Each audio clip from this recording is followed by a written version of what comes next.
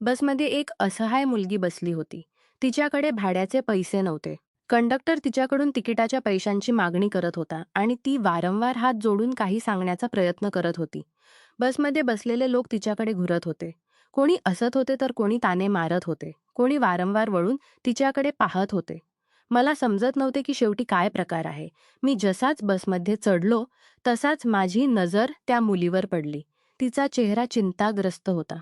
डोळ्यांमध्ये भीती स्पष्ट दिसत होती. इतक्या सगळ्या माणसांच्या मध्ये ती स्वतःला अस्वस्थ वाटत होती. तेव्हा माझी नजर तिच्या पायांवर गेली आणि मी चौंकलो. ती मुलगी शारीरिकदृष्ट्या दिव्यांग होती. तिचा एक पाय कृत्रिम होता आणि ती काठीच्या आधारावर उभी होती. असे वाटत होते की उभे राहणे तिच्यासाठी खूप कठीण होत होते. बसच्या झटक्यांमुळे ती वारंवार संतुलन गमावत होती. तरीही ती कोणाशी भांडत नव्हती.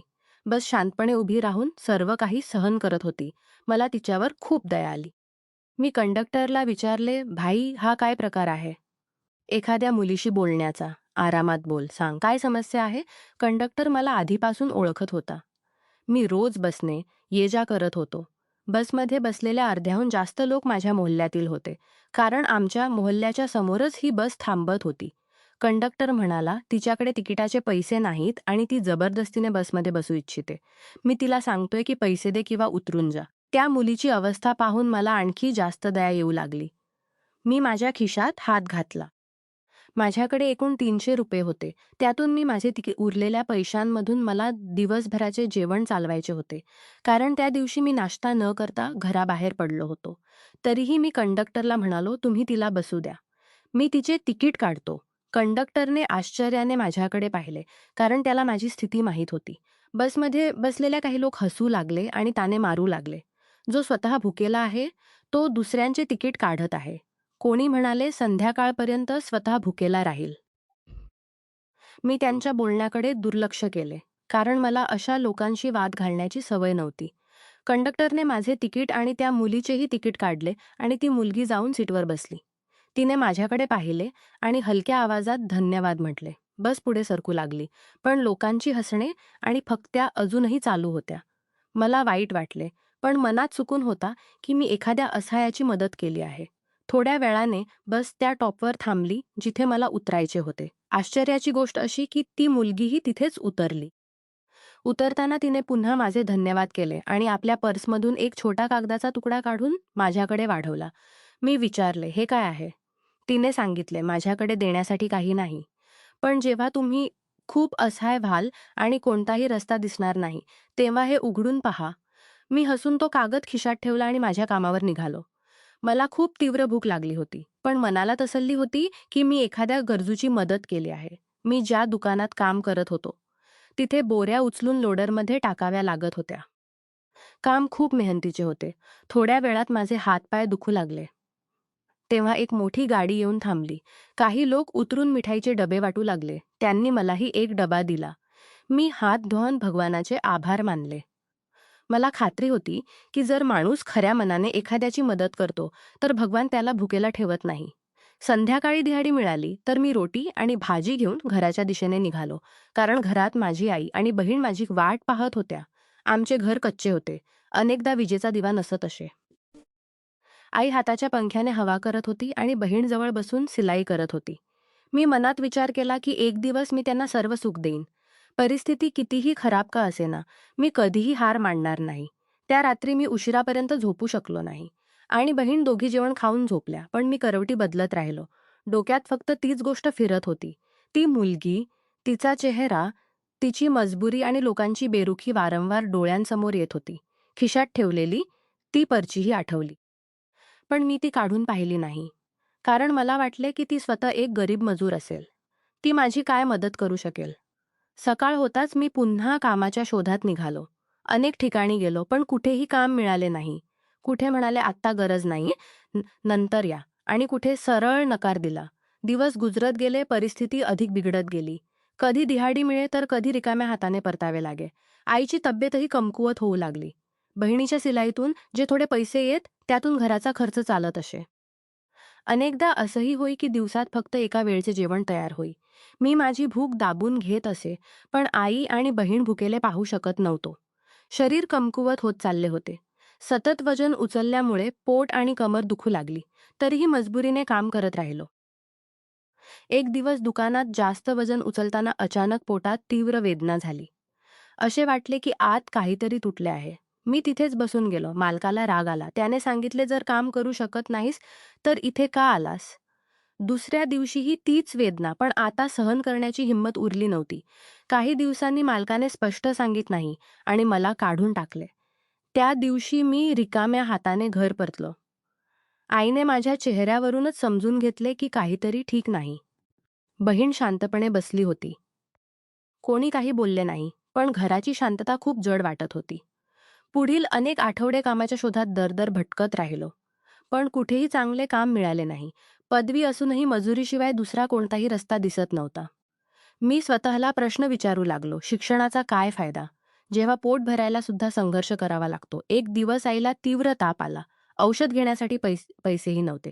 बहीण रडत होती आणि मी स्वतःला असहाय वाटत होतो. पहिल्यांदा माझ्या डोळ्यांतून अश्रू आले. मी वर आकाशाकडे पाहिले आणि विचारले, शेवटी माझी परीक्षा कधी संपेल? तिसऱ्या दिवशी जेव्हा परिस्थिती पूर्णपणे हाताबाहेर गेली, तेव्हा मी अलमारीजवळ बसून माझ्या जुनी फाईल्स पाहू लागलो. ती फाईल ज्यात माझ्या पदव्या ठेवल्या होत्या. ही फाईल हलवताना अचानक एक पिवळा कागद खाली पडला. मी तो उचलला, तर माझे हृदय जोराने धडकू लागले. इतक्या वर्षांनंतर मला तिची ती गोष्ट आठवली. जेव्हा तुम्ही खूप असहाय व्हाल, तेव्हा ती उघडा. मी उशिरा न करता पर्ची उघडली. त्यावर एक पत्ता आणि एक नाव लिहिले होते. मला माहीत नव्हते तिथे काय मिळेल, पण आता गमावण्यासारखे काहीही उरले नव्हते. मी फाटलेले जोडे घातले आणि वेदनांशी झगडत त्या पत्त्याच्या दिशेने निघालो. मी त्या पत्त्याकडे चालत जात होतो. शरीरात वेदना होत्या, पोटात जळजळ होती. पण मनात एक विचित्र आशा जागृत होत होती. हे शहराचे ते भाग होते, जिथे मी यापूर्वी कधी आलो नव्हतो. येथील रस्ते रुंद होते. दोन्ही बाजूंना मोठमोठी घरे होती. उंच भिंती, चमकदार गेट आणि सर्वत्र हिरवळ. मला वाटत होते की मी दुसऱ्या जगात आलो आहे. माझे फाटलेले जोडे आणि मळक्या कपडे या वातावरणात मला आणखी लहान वाटत होते. पण आता परत जाण्याचा काही अर्थ नव्हता. काही वेळ चालल्यानंतर मी एका खूप मोठ्या गेटसमोर पोहोचलो. गेटला लावलेल्या फलकावर तोच पत्ता लिहिला होता जो पर्चीवर होता. माझे हृदय जोरजोराने धडकू लागले. मी विचार करू लागलो, खरंच हीच योग्य जागा आहे का? मी हिंमत करून घंटी दाबली. थोड्या वेळाने गेट उघडले आणि एक गार्ड बाहेर आला. त्याने मला वरून खाली पाहिले. मी थरथरत्या हातांनी तो पर्ची त्याला दाखवली. गार्डने पर्ची पाहिली. मग माझ्याकडे पाहिले आणि काही न बोलता आत जाण्याचा इशारा केला. मी आत गेलो. तसाच माझे डोळे उघडे राहिले. समोर हिरवळीचा बाग होता. रंगीबेरंगी फुलांची सुगंध हवेत पसरला होता. इतका मोठा बंगला मी यापूर्वी कधी पाहिला नव्हता. मला एका मोठ्या हॉलमध्ये बसवले गेले, जिथे सोफे आणि झुमर लावले होते. मी तिथे बसून स्वतःला विचित्र वाटत होतो. माझ्यासारख्या गरीब माणसाला इथे असणे मला स्वप्नासारखे वाटत होते. काही वेळाने पायऱ्यांवरून व्हीलचेअरची आवाज आली. मी वर पाहिले, तर एक मुलगी व्हीलचेअरवर बसून खाली येत होती. माझे हृदय आणखी जोराने धडकू लागले. ती समोर आली तेव्हा मी स्तब्ध राहिलो. ही तीच मुलगी होती. तीच चेहरा, तेच डोळे. पण आता तिच्या चेहऱ्यावर असहायता नव्हती, तर आत्मविश्वास होता. तिने मला पाहताच हलकीशी हसू दिली आणि म्हणाली, "मला माहीत होते की तुम्ही एक दिवस नक्की याल." मी गळ्यात जागेवरून उठलो आणि काही बोलू शकलो नाही. तिने स्वतःच सांगितले, "तुम्ही मला ओळखलंय ना? मी तीच आहे, जी त्या दिवशी बसमध्ये होती. माझे नाव मधू आहे." मी होकारार्थी डोके हलवले आणि म्हणालो, "पण तुम्ही इथे आणि हे सगळे?" तिने हसत हसत सांगितले, "त्या दिवशी जे तुम्ही पाहिले, ते माझ्या वडिलांची एक परीक्षा होती. माझे वडील खूप मोठे व्यापारी होते, की संपत्तीपेक्षा माणसाचे हृदय मोठे असते. त्यांना वाटायचे की मी माझ्या दिव्यांगतेनंतरही जगाला जवळून समजून घ्यावे, लोकांचे वर्तन पाहावे. म्हणून त्यांनी मला पैशांशिवाय साध्या कपड्यांमध्ये बसमध्ये पाठवले, जेणेकरून मी पाहू शकेन की कोण माणुसकी दाखवतो आणि कोण तोंड फिरवतो.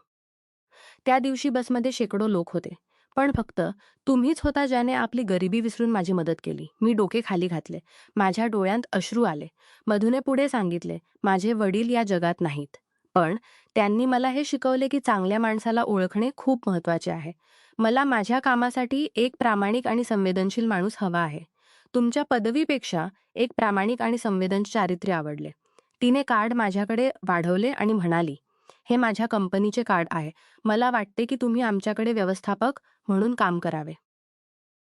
माझ्या डोळ्यांतून अश्रू वाहू लागले.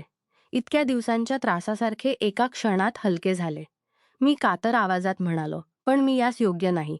तिने सांगितले, "तुम्ही पूर्णपणे योग्य आहात.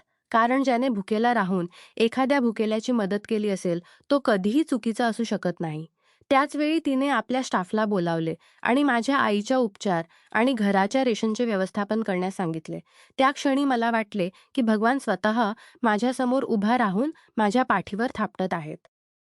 मधूचे शब्द ऐकून मी काही वेळ काही बोलू शकलो नाही. इतक्या वर्षांच्या थकव्यामुळे, भीती आणि असहायतेमुळे डोळ्यांतून अश्रू वाहू लागले. मी कधी स्वप्नातही विचार विचार केला नव्हता की माझे जीवन असे बदलेल. मी वारंवार हेच विचारत होतो की त्या दिवे फिरवले असते, तर आज माझी स्थिती काय झाली असती. मधूने मला आधार दिला आणि म्हणाली, "घाबरू नका, आता सगळे ठीक होईल." तिने खूप साधेपणाने पण पूर्ण विश्वासाने ही गोष्ट सांगितली. जणू तिला स्वतःवर नव्हे तर वरच्यावर पूर्ण विश्वास होता. मी तिला माझ्या आई आणि बहिणीबद्दल सांगितले. आईची आजारपण आणि घराची स्थिती सांगितली, तर तिचे डोळे ओले झाले. तिने लगेच फोन केला आणि औषधांचे पूर्ण व्यवस्थापन करण्यास सांगितले. मग तिने मला सांगितले, "आजपासून तुम्ही संपत्तीपेक्षा कमी नव्हते." त्याच दिवशी मला गाडीतून घर पाठवले गेले. जेव्हा मी माझ्या मोहल्ल्यात त्या गाडीतून उतरलो, तेव्हा शेजारी आश्चर्याने पाहू लागले. तेच लोक जे कधी माझ्या गरिबीवर हसत होते, आज शांतपणे मला पाहत होते. मी थेट घरात गेलो. आई बिछान्यात कमकुवत स्थितीत पडली होती. बहीण त्यांच्याजवळ बसली होती. डॉक्टर आणि औषधे पाहून आईच्या डोळ्यांत अश्रू आले. त्यांनी माझ्या डोक्यावर हात ठेवला आणि म्हणाली, "बेटा, भगवानाने तुला रिकाम्या हाताने लुटले नाही." त्या रात्री पहिल्यांदा आम्ही घरात शांत झोपलो. दुसऱ्या दिवशी मी मधूच्या कंपनीत पोहोचलो. तिथले वातावरण पूर्णपणे वेगळे होते. प्रत्येकजण आदराने बोलत होता. कोणी माझ्या कपड्यांकडे किंवा गेल्या स्थितीकडे लक्ष दिले नाही.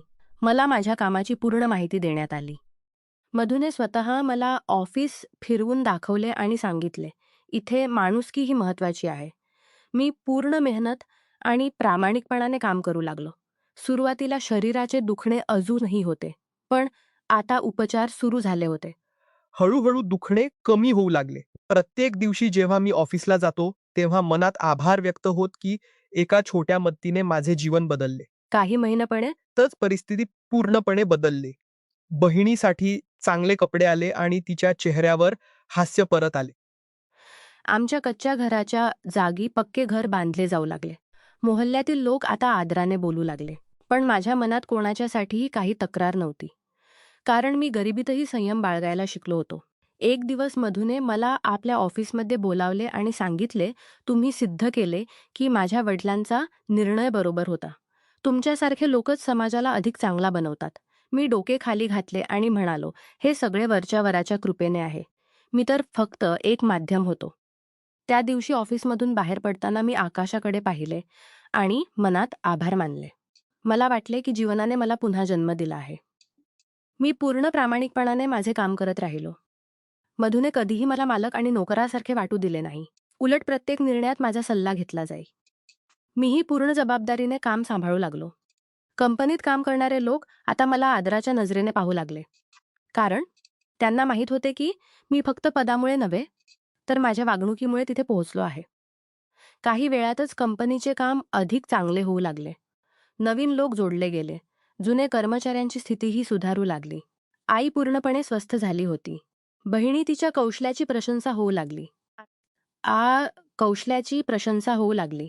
आमच्या घरात महत्त्वाची गोष्ट म्हणजे घरात चुकून परत आला. एक दिवस मी त्याच बस स्टॉपवर उभा होतो जिथे वर्षांपूर्वी ती घटना घडली होती. तीच बस, तीच कंडक्टर आणि काही ओळखीचे चेहरेही दिसले. कंडक्टरने मला ओळखले आणि हसत हसत म्हणाला, "आजकाल मोठे माणूस झालायस." मी हसून उत्तर दिले, "माणूस तोच आहे, फक्त परिस्थिती बदलली आहे." मी त्या दिवशी बसमध्ये बसलेल्या लोकांना आठवले जे हसत होते. पण माझ्या मनात त्यांच्यासाठी काही कटुता नव्हती. कारण कदाचित माझा संकल्प इतका मजबूत झाला नसता. आज मी मागे वळून पाहतो तेव्हा समजते की जीवन आपल्याला प्रत्येक वळणावर पारखते. छोटीशी मदत कधीकधी खूप मोठा रस्ता उघडते. मी त्या दिवशी फक्त एक तिकीट काढले नव्हते, तर माझ्या भविष्याचा दरवाजा उघडला होता. जर माणूस खऱ्या मनाने एखाद्या असहायाची मदत करतो, तर वरचावर त्याला अशा मार्गांनी रोजगार देतो ज्याची त्याने कधी कल्पनाही केली नसते. म्हणून कधीही कोणाला लहान समजू नका आणि कधीही मदत करण्यापासून मागे हटू नका. शक्य आहे की तेच एक काम तुमचे संपूर्ण जीवन बदलून टाकेल.